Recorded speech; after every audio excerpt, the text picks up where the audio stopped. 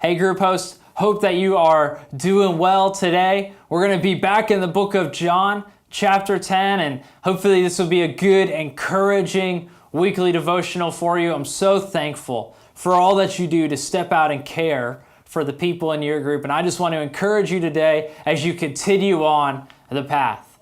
John 10, verse 10 says this, "The thief comes only to steal and kill and destroy. I, Jesus, have come that you may have life and have it to the full," or the fullest, or the most abundant life, he says. You see, here's the reality. It's that Jesus wants you to have a full life, an abundant life, a great life. Now that might look a little different to Jesus than it looks to you. That doesn't mean he wants you to have the biggest boat or the nicest house or the newest car or the best cell phone or the most money in the bank. That's not what he means by fullest life. No, when Jesus says that he has come that you might have life and have it to the fullest, he means that you would have a life that's full of joy and peace and hope and trust in him, no matter what the circumstances around you are, that you could look to the Father, to the Shepherd, and be at peace. That is a full life. Because it means that no matter what happens around you, no matter what your circumstances are, they cannot ruin all that God has going on in your life. Jesus says there is a thief, there is an enemy, and he comes to steal, kill, and destroy. He will put out false opportunities for life, things that look good on the front end, things that might feel good at first, but that will surely lead away from the full life that Jesus has. The enemy is a great counterfeiter. He's a good fake maker at things that will distract you from the fullest life that Jesus has for you. And I would encourage you this morning to not settle for anything less than what God has called you to.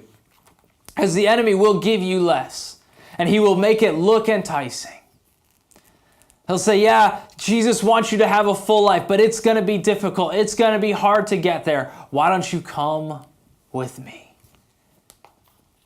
And he'll give you a half-truth. He'll give you, it's difficult, but he'll say, I've got something that's easier, but still just as good. But it's never the truth. He comes to steal, kill, and destroy. I'd encourage you this morning, or today, whenever you're watching this, to go after fully all that God has for you. Yes, it will be difficult, but it will be so worth it because it leads to the best life, the fullest life that you could possibly have as you step out to follow Jesus into all that he calls you to. There's nothing better.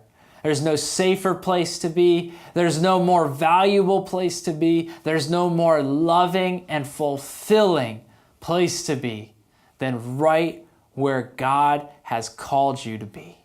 Let nothing distract you. Let nothing lead you away from chasing after him, because he wants to give you the fullest, most complete and abundant life that you could ever imagine.